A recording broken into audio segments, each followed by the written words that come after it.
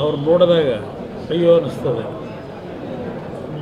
ನಿಜಕ್ಕೂ ಹೇಳ್ಬೇಕನ್ನೋದು ಈ ರಾಜ್ಯದಲ್ಲಿ ಸುದೀರ್ಘವಾಗಿ ಇತ್ತೀಚಿನ ರಾಜಕಾರಣ ಮಾಡ್ತಕ್ಕಂಥ ನಾಯಕರಲ್ಲಿ ಬಹುಶಃ ಸಿದ್ದರಾಮಯ್ಯನವರೇ ಸೀನಿಯರ್ ಮೋಸ್ಟ್ ಲೀಡರ್ ಇದ್ದಂಗಿದ್ದಾರೆ.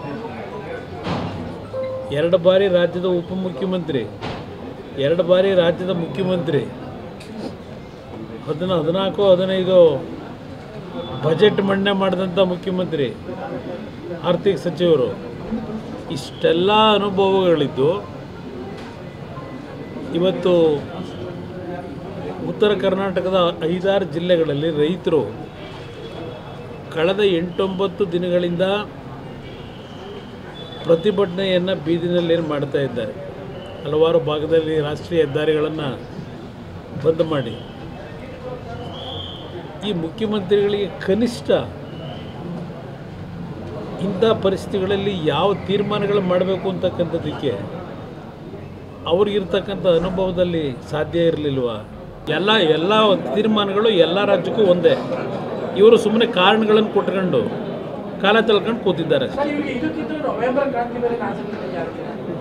ನನಗೆ ಕ್ರಾಂತಿ ವಿಷಯದಲ್ಲಿ ನಂಬಿಕೆ ಇಲ್ಲ. ಭಾಳ ಜನ ಕ್ರಾಂತಿ ಅಂತ ಚರ್ಚೆ ಮಾಡ್ತಾವ್ರೆ. ಆದರೆ ಕ್ರಾಂತಿನೂ ಆಗಲ್ಲ, ವಾಂತಿನೂ ಆಗಲ್ಲ ಇಲ್ಲಿ ನನ್ನ ಅಭಿಪ್ರಾಯದಲ್ಲಿ. ಏನಾಗಲ್ಲ. ನಾನು ಇಲ್ಲೇ ನಮ್ಮಲ್ಲೇ ಇದ್ದಾರಲ್ವ, ಅವ್ರು ಏನು ಅನ್ನೋದು ಪಾಪ ಬೇರೆಯವ್ರಿಗೆ ಗೊತ್ತಿಲ್ಲ. ನಮ್ಮಲ್ಲೇ ಇದ್ದಿದ್ದರಿಂದ ಅವರು ಏನು ಮಾಡ್ಬೋದು ಅನ್ನೋದು ಗೊತ್ತಿದೆ ನಮಗೆ. ಪಾಪ ಕಾಂಗ್ರೆಸ್ನಲ್ಲೂ ಅಷ್ಟು ಸುಲಭ ಇಲ್ಲ ಅವ್ರನ್ನ ತೆಗಿಲಿಕ್ಕೆ ಅಂತಾರೆ. ಆ ಪರಿಸ್ಥಿತಿ ತಂದಿಟ್ಕೊಂಡಿದ್ದೀರಿ. ಮಾತು ಕೊಟ್ಟವರು ಇಲ್ವೋ ನಮಗೇನು ಗೊತ್ತು. ಅವ್ರವ್ರು ಏನೇನು ಮಾತಾಡ್ಕೊಂಡವ್ರು ಇಲ್ಲ. ಅದು ಅವರು ಭಾಳ ವಿಷಯಗಳು ಚರ್ಚೆ ಮಾಡೋರಲ್ಲ. ಅದೇನೋ ದೇವ್ರ ಜೊತೆ ಚರ್ಚೆ ಮಾಡ್ತಾರೆ ಪ್ರತಿನಿತ್ಯ. ದೇವ್ರ ಜೊತೆಯಲ್ಲಿ ಮುಖ್ಯಮಂತ್ರಿ ಯಾವಾಗ ಆಗೋದು, ಯಾವಾಗ ಮಾಡ್ತೀರಿ ಅಂತೇಳಿ ಅವ್ರ ಜೊತೆ ಚರ್ಚೆ ಮಾಡ್ತಾ ಇರ್ತಾರೆ. ಅದರಿಂದ ದೇವರುಂಟು, ಅವರುಂಟು. ಕೇಂದ್ರ ಸಚಿವ ಎಚ್.ಡಿ. ಕುಮಾರಸ್ವಾಮಿ ಅವರು ಕ್ರಾಂತಿಯ ಬಗ್ಗೆ ಒಂದು ಸ್ಫೋಟಕ ವಿಚಾರ ಹೇಳಿರುವಂಥದ್ದು ಅಷ್ಟೇ ಅಲ್ಲ, ಕಬ್ಬಿನ ಬೆಳೆಗಾರರ ಹೋರಾಟದ ಬಗ್ಗೆ ಕೂಡ ಸ್ಫುಟವಾಗಿ 2 ವಿಚಾರಗಳನ್ನು, ಗಂಭೀರ ವಿಚಾರಗಳನ್ನು ಹೇಳಿರುವಂಥದ್ದು. ಆ 3 ಕಡೆ ಒಂದೇ ಸಂದೇಶ ಇತ್ತು, ಒಂದೇ ಧಾಟಿಯ ವಿಚಾರಗಳು ಇದ್ವು.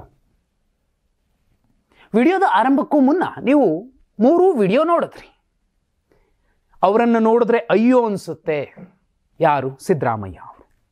ಇತ್ತೀಚೆಗೆ ಸುದೀರ್ಘ ಅವಧಿಗೆ ರಾಜಕಾರಣ ಮಾಡಿದವರು ಯಾರಾದರೂ ಇದ್ದರೆ ಅದು ಸಿದ್ದರಾಮಯ್ಯ ಅವರು. ಅಂಥವರು ಇವತ್ತು ಏಕಾಂಗಿಯಾಗಿ ಒಂದು ನಿರ್ಧಾರ ತಗೊಳ್ಳೋಕ್ಕಾಗ್ತಿಲ್ಲ. ಯಾಕೆ? 2 ಸಲ DCM ಆಗಿ, 2 ಸಲ ಉಪಮುಖ್ಯಮಂತ್ರಿಯಾಗಿ, 14, 15, 16 ಸಲ ಹಣಕಾಸು ಸಚಿವರಾಗಿ ಬಜೆಟ್ ಮಂಡಿಸಿರುವಂಥವರು ಇವತ್ತು ಯಾಕೆ ಏಕಾಂಗಿಯಾಗಿ ಒಂದು ನಿರ್ಧಾರ ತಗೊಳ್ಳೋಕ್ಕಾಗ್ತಿಲ್ಲ? ಜನಪ್ರತಿನಿಧಿಗಳನ್ನು ಕರೆದು ತೆಗೆದುಕೊಳ್ಳೋ ನಿರ್ಧಾರ ಇದಲ್ಲ. ಕನಿಷ್ಠ ತೀರ್ಮಾನದ ಅನುಭವ ಅವರಿಗಿದೆ. ಆದರೂ ಅವ್ರು ಯಾಕೆ ಆ ನಿರ್ಧಾರ ತಗೋತಿಲ್ಲ? ಅವ್ರಿಗೆ ಆಪ್ಷನ್ ಇಲ್ವಾ? ಅವರ ಕೈ ಕಟ್ಟಿ ಹಾಕಿದಾರಾ ಯಾರಾದರೂ? ಈ ಮಾತನ್ನು ಹೇಳೋದಕ್ಕೂ ಗ್ಯಾರಂಟಿಗಳ ಲೆಕ್ಕಾಚಾರ ಬಂದಾಗ ನಾನು ಕೊಡ್ತೀನಿ ಅಂದಂತಹ DK ಶಿವಕುಮಾರ್ ಅವರ ಮಾತುಗಳಿಗೂ ಹೋಲಿಕೆ ಇದೆ. ಸುನೀಲ್ ಕನ್ನುಗೋಲು ಅವರ ಜೊತೆಯಲ್ಲಿ ಕಾಣಿಸಿಕೊಂಡು ಗ್ಯಾರಂಟಿಗಳ ಪಟ್ಟಿಯನ್ನು ಮಾಡಿದ್ದು ಕೂಡ DK ಶಿವಕುಮಾರ್ ಅವರು ಅನ್ನುವಂಥದ್ದನ್ನು ಇವತ್ತಿಗೂ DK ಶಿವಕುಮಾರ್ ಅವರ ಬಣ ಹೇಳ್ಕೊಳ್ಳುತ್ತೆ. ಸಿದ್ದರಾಮಯ್ಯ ಅವರು ಅವತ್ತು ಕೂಡ ಒಪ್ಪಿದ್ರ ಅಷ್ಟು ಗ್ಯಾರಂಟಿಗಳಿಗೆ ಅನ್ನೋ ಚರ್ಚೆ ಒಂದು ಕಡೆ ಆದರೆ, ಇನ್ನೂ ಒಂದು ಸ್ಫೋಟಕ ವಿಚಾರ ತುಂಬ ಸ್ಪಷ್ಟವಾಗಿ ಹೇಳಿದ್ದಾರೆ ಕುಮಾರಸ್ವಾಮಿ ಅವರು.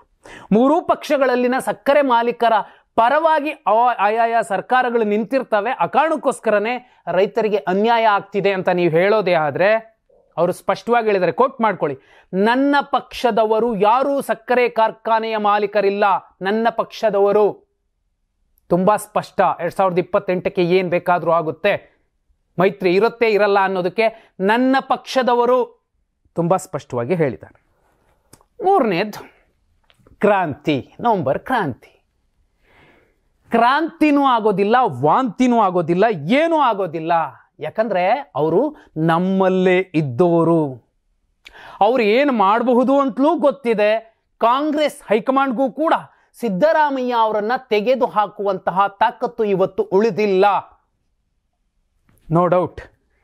ವಿದುರ ನೀತಿ ಒಂದು ಸ್ಪಷ್ಟವಾಗಿ ಹೇಳುತ್ತೆ, ಕರ್ಣನ ಕೆಲಸವನ್ನು ಕರ್ಣನೇ ಮಾಡಬೇಕು, ಅರ್ಜುನನ ಕೆಲಸವನ್ನು ಅರ್ಜುನನೇ ಮಾಡಬೇಕು, ಶಕುನಿಯ ಕೆಲಸವನ್ನು ಶಕುನಿಯೇ ಮಾಡಬೇಕು, ದುರ್ಯೋಧನನ ಕೆಲಸವನ್ನು ದುರ್ಯೋಧನನೇ ಮಾಡಬೇಕು.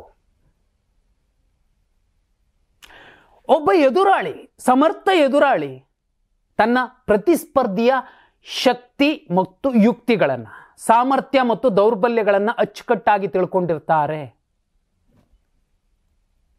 ಹಾಗೆ ನೋಡಿದ್ರೆ ಡಿ ಕೆ ಶಿವಕುಮಾರ್ ಅವರು 28ರ ಅವಧಿಯ ಒಳಗಡೆ ಮುಖ್ಯಮಂತ್ರಿ ಆಗ್ತಾರಾ ಆಗಲ್ವಾ ಅನ್ನೋದಕ್ಕೆ ಇವತ್ತಿನ ಕುಮಾರಸ್ವಾಮಿ ಅವರ ಮಾತುಗಳು ತುಂಬಾ ಸ್ಪಷ್ಟ. ಫುಲ್ ಸ್ಟಾಪ್ ಇಟ್ಬಿಡಿ, ಯಾವ ಕಾರಣಕ್ಕೂ ಮುಖ್ಯಮಂತ್ರಿ ಆಗೋದಿಲ್ಲ ಅನ್ನೋ ಮೆಸೇಜ್ ಕೊಟ್ಟಿದಾರಲ್ಲ, ಇದು ಬೇರೆ ಲೆಕ್ಕಾಚಾರ. ಅವ್ರು ಹೇಳ್ತಾರೆ ಸಿದ್ದರಾಮಯ್ಯ ಅವರು ಸುದೀರ್ಘ ಅವಧಿಗಿದ್ದವರು, ಅವರೇ ಸೀನಿಯರು, ಅವ್ರು ನೋಡಿದ್ರೆ ಅಯ್ಯೋ ಅನ್ಸುತ್ತೆ, ಅವರಿಗೆ ಏಕಾಂಗಿಯಾಗಿ ನಿರ್ಧಾರ ತಗೊಳ್ಳೋಕ್ಕಾಗ್ತಿಲ್ವಾ, ಕಟ್ಟು ಹಾಕಿದಾರ ಯಾರಾದರೂ, ಎಲ್ಲ ಮೆಸೇಜನ್ನು ಹೇಳ್ತಾ ಹೇಳ್ತಾ ಬಂದು ಕೊನೆಯಲ್ಲಿ ಅವ್ರು ಏನು ಮಾಡ್ತಾರೆ ಅಂತ ನಂಗೆ ಗೊತ್ತಿದೆ, ಅವರು ಎಲ್ಲಿದ್ದೋರು, ಇಲ್ಲಿದ್ದೋರು, ದಳದಲ್ಲಿದ್ದೋರು, JDSನಲ್ಲಿದ್ದೋರು, ಅವ್ರು ಏನು ಮಾಡ್ತಾರೆ ಅನ್ನೋದು ಕೂಡ ನನಗೆ ಗೊತ್ತಿದೆ ಅನ್ನೋ ಮಾತನ್ನು ಹೇಳ್ತಿದ್ದಾರಲ್ಲ ಕುಮಾರಸ್ವಾಮಿ.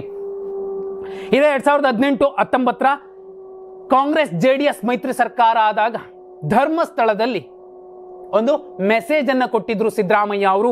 ಅಲ್ಲೂ ಕೂಡ ಅವತ್ತೂ ಕೂಡ ಕುಮಾರಸ್ವಾಮಿ ಅವರು ಸ್ಪಷ್ಟವಾಗಿ ಒಂದು ಸಂದೇಶ ಕೊಟ್ಟಿದ್ರು. ಥೇಟ್ ಇದೇ ರೀತಿಯಲ್ಲೇ ಜನತಾದಳದ ನಾಯಕರಾಗಿ ಸಿದ್ದರಾಮಯ್ಯ ಅವರು ಅಂಥದ್ದೇನ್ ಮಾಡಿದ್ರು? ಹೆಗ್ಡೆ ಅವರ ನಂತರ ಆ ಜಾಗದಲ್ಲಿ ಯಾರು ಕೂರ್ಬೇಕು ಅಂದಾಗ್ಲೂ ಕೂಡ ದೊಡ್ಡ ಗೇಮ್ ಆಗಿತ್ತು. ಅವತ್ತು RL ಜಾಲಪ್ಪ ಅವರು ಮಾಡಿದ್ದೇನು? ಅವಾಗಷ್ಟೇ ಅಲ್ಲ, ದೇವೇಗೌಡರು ಪ್ರಧಾನಿ ಆದಾಗ, JH ಪಟೇಲ್ರು ಮುಖ್ಯಮಂತ್ರಿ ಆಗಬೇಕು ಅಂದಾಗ ಇದೇ RL ಜಾಲಪ್ಪ ಮತ್ತು ಅಹಿಂದ ನಾಯಕರು ಒಗ್ಗೂಡಿ ಯಾವ ಸಂದೇಶ ಕೊಟ್ಟಿದ್ರು? ಧರ್ಮ್ ಸಿಂಗ್ ಅವರ ಜಾಗದಲ್ಲಿ ಅವತ್ತು ದೇವೇಗೌಡರು ಸಿದ್ದರಾಮಯ್ಯ ಅವರನ್ನ ಕೂರಿಸಬಹುದಾಗಿತ್ತು, ಆದರೆ ಅವರು ಕೂರಿಸ್ಲಿಲ್ಲ. ಕುಮಾರಸ್ವಾಮಿ ಅವರನ್ನ 2018ರಲ್ಲಿ ಒಲ್ಲದ ಕಾರಣಕ್ಕೆ ಕೂರಿಸಿದ್ರೋ, ಕಾಂಗ್ರೆಸ್ ಹೈಕಮಾಂಡ್ ಹೇಳಿದ್ದಕ್ಕೆ ಕೂರಿಸಿದ್ರೋ, ಅದೇ ತ್ಯಾಗದ ಕಾರಣಕ್ಕೆ ಇವತ್ತು ಸಿದ್ದರಾಮಯ್ಯ ಅವರನ್ನ ಕುರ್ಚಿಯಿಂದ ಕೆಳಗಿಳಿಸುವಂತಹ ಸಾಧ್ಯತೆಗಳು ತೀರಾ ತೀರಾ ತೀರಾ ವಿರಳ. ಮತ್ತೆ JDS ಅಲ್ಲಿ ಇದ್ದಂತಹ ನಾಯಕನ ಶಕ್ತಿ ಸಾಮರ್ಥ್ಯಗಳು ಅಲ್ಲಿದ್ದವ್ರಿಗೆ ಗೊತ್ತೇ ಇರುತ್ತೆ. ದೇವೇಗೌಡರಿಗೂ ಕೂಡ ಸಿದ್ದರಾಮಯ್ಯ ಏನು ಅನ್ನೋದು ಗೊತ್ತಿರುತ್ತೆ. ದೇವೇಗೌಡರು ಯಾರು? ದೇಶವನ್ನು ಆಳಿದ ಹೆಮ್ಮೆಯ ಕನ್ನಡಿಗ.